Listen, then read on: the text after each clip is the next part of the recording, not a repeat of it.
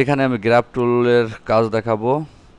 Graph টুল হচ্ছে কোনো graph তৈরি করার জন্য এই টুলটা ব্যবহার করা যায়। গ্রাফ হচ্ছে কোনো ফলাফলকে চিত্রের মাধ্যমে উপস্থাপন করাই হচ্ছে গ্রাফের কাজ। এখানে গ্রাফের বিভিন্ন সাব টুল রয়েছে, অর্থাৎ বিভিন্ন স্টাইলের গ্রাফ রয়েছে। এটা হচ্ছে কলাম গ্রাফ, সরাসরি কলাম অনুযায়ী দেখাবে। আবার এটা ক্রিকেট খেলায় সাধারণত দেখা যায়। এটা দেখা যায় আবহাওয়ার ক্ষেত্রে বা কোনো 100% শতকরার ক্ষেত্রে। আমি এখানে দুইটা স্টাইল ব্যবহার করে দুইটা গ্রাফ তৈরি করে দেখাবো। প্রথম হচ্ছে কলাম গ্রাফ টুল, এটা ক্লিক করতে হবে অথবা কিবোর্ড থেকে যে চাপতে হবে। এবার যতটুকুন গ্রাফটা চাই ততটুকুন জায়গা নির্বাচন করতে হবে।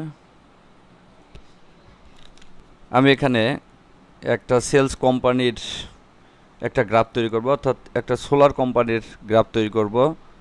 এই সোলার কোম্পানি 6 বছরে প্রতি ইয়ারে কত করে বিক্রি করছে এবং 6 বছরের একটা গ্রাফ তৈরি করব আমি 2006 থেকে 2011 পর্যন্ত। আমি এখানে দেখতে পাচ্ছি 2006-এ বিক্রি করছে 18,000। এখানে লিখে দিতে হবে 18,000, এন্টার। এই কলামে যাই, 2007-এ বিক্রি করছে 32,000, 2008-এ বিক্রি করছে 46,000,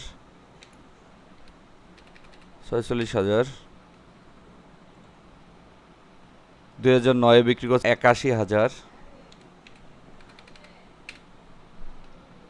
2010-এ বিক্রি করছে 1,05,000 এবং 2011-এ বিক্রি করছে 1,35,000। দেখাচ্ছে এখানে 6 বছরে 6টা ডাটা দিয়েছি এবং 6টা ডাটা দিয়ে সে একটা গ্রাফ তৈরি করছে। অর্থাৎ এই বিক্রিটা আমি এমনি যদি কোনো টেবিলে দেখতে চাই তাহলে এখানে দেখে একটু বুঝতে অসুবিধা হতে পারে।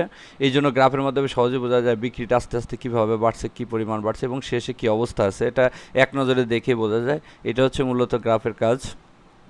এবার সবশেষে এখান থেকে টিক চিহ্ন ক্লিক করতে হবে, ওকে, এটা ক্রস করে দিতে হবে। এখন এর নিচে সালগুলো লিখে দিতে হবে টাইপ টুলের মাধ্যমে।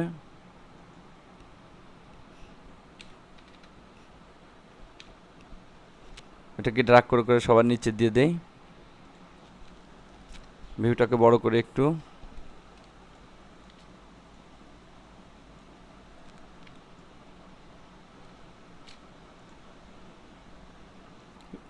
এবার ভিউটাকে ছোট করে দেখা যাচ্ছে কোন সালে কত ছিল তার একটা গ্রাফ এখানে তৈরি হয়ে গিয়েছে।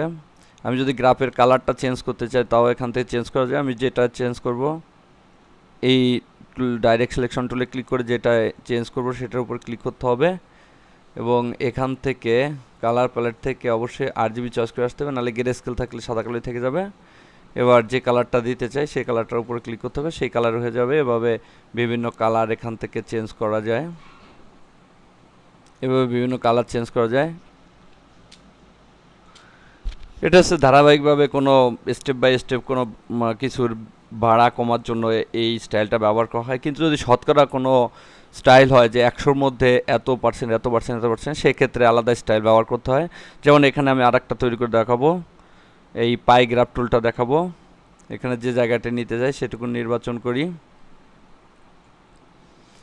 পুরাটাকে ধরতে হবে 100%। এবার এখানে সেটাকে লিখে লিখে দিতে হবে।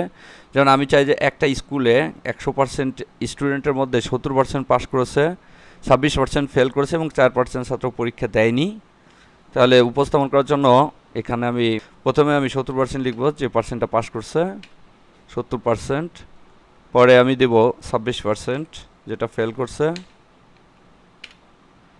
এবং এখানে দেব 4% যে ছাত্রগুলো পরীক্ষা দেয়নি। সবশেষে ক্রস করে দেব। এবার দেখতে পাচ্ছি এখানে 3টা অংশ তৈরি করছে। এটাকে আমি কালারটা চেঞ্জ করে দিতে পারি। ডাইরেক্ট সিলেকশন টুলে ক্লিক করে এখানে ক্লিক করতে হবে এবং কালার প্যালেট থেকে এখান থেকে RGB চয়েস করে আমি এই অংশটাকে ব্লু করে দেই, এই অংশটাকে লাল করে দেই এবং এই অংশটাকে সবুজ করে দেই। তাহলে 3টা অংশ হয়ে গেল এবং এটার বিভিন্ন অংশে বিভিন্ন লেখা লিখে দেই যে এটা হচ্ছে 70%, আমি এখান থেকে 70% লিখে দেই, এটাকে এখানে বসিয়ে দেই। বোঝার সুবিধাতে এই কাজটা আমি করব। এটাকে হলুদ কালার করে দেই বোঝার জন্য। আবার এটাকে ড্র্যাগ করে এখানে নেই, এটাকে 26% করে দেই, এটাকে ড্র্যাগ করে এখানে নেই,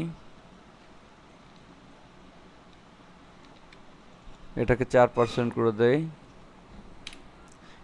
এভাবে এর ভ্যালুগুলো এখানে বসিয়ে দিতে পারি বোঝার সুবিধাতে। আরও যদি কোনো কিছু লিখতে হয় পাশে লিখে দিতে পারি। এভাবে গ্রাফ করলে দেখা গেল এবার এখানে আমি এক নজরে বুঝতে পারছি পাশের হার, ফেলের হার এবং কী পরিমাণ ছাত্র পরীক্ষা দেয়নি।